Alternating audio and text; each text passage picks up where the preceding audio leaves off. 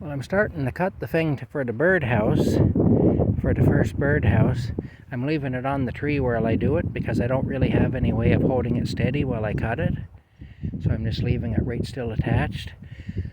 But I tried to use the chainsaw. Now when I took the chainsaw out, the first problem I had is when I took the bar guard off, the plastic guard that goes over the bar and the chain, it was full of bar oil. My bar oil tank had drained into the bar guard. There was bar oil all over the place. Well, of course, that's the stuff that poisoned Rocky. So then I panicked. I thought I better get this cleaned up.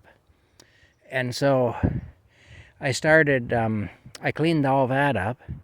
Then I refilled it with bar oil, and I brought it over here, and I started to cut it with the saw, but you can see the saw was wanting to jump up and everything.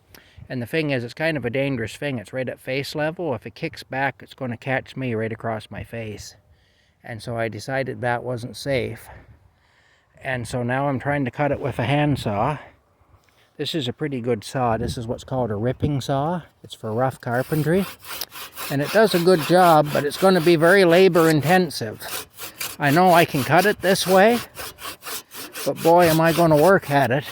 I'm kind of glad it isn't real hot right now, because it'd be an awful job to try to do it if it was hot. Anyway, here I am. My chainsaw that cost me nearly $300 isn't really going to work for the things I want to use it for. It works good for some things, but it's really not suitable for what I'm trying to do with it, especially in these conditions where I don't really have the right tools to work with. I need some sort of a really good vise or something to hold wood in place while I'm cutting it, if I'm going to be using the saw for this. But I mean, as it stands, it'd be dangerous to try to do it with the chainsaw here. So I've decided to not do that, and just to try cutting it by hand, which is what I'm doing now. But boy, is it a lot of work, I'll tell you.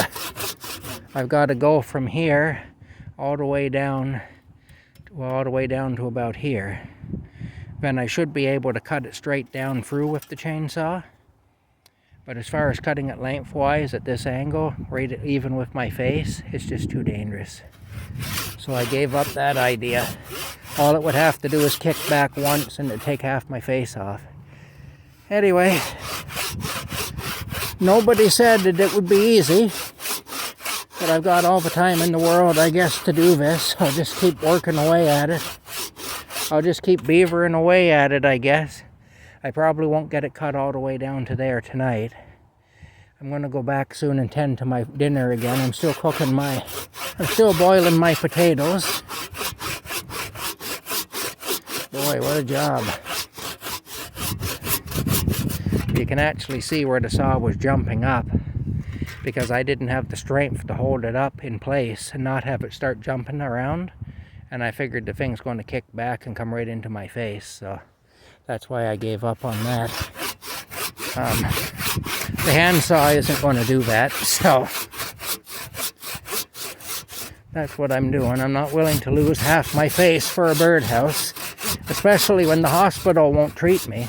The hospital's I'm already on notice that I'm banned from the hospital, because I apparently committed attempted murder there by going in there with no compliance muzzle on my face. So apparently I tried to murder all the people in the building. So there you go. Anyway, on a happier note, you can see everything is budding. Even this tree that's been knocked over and isn't even connected anymore, it's still budding. It's wanting to grow leaves. Shows how tenacious life can be.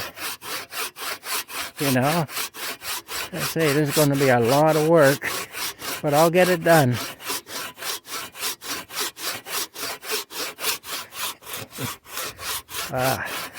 I'm holding the phone right in front of my face to give you an idea of the level I'm working at.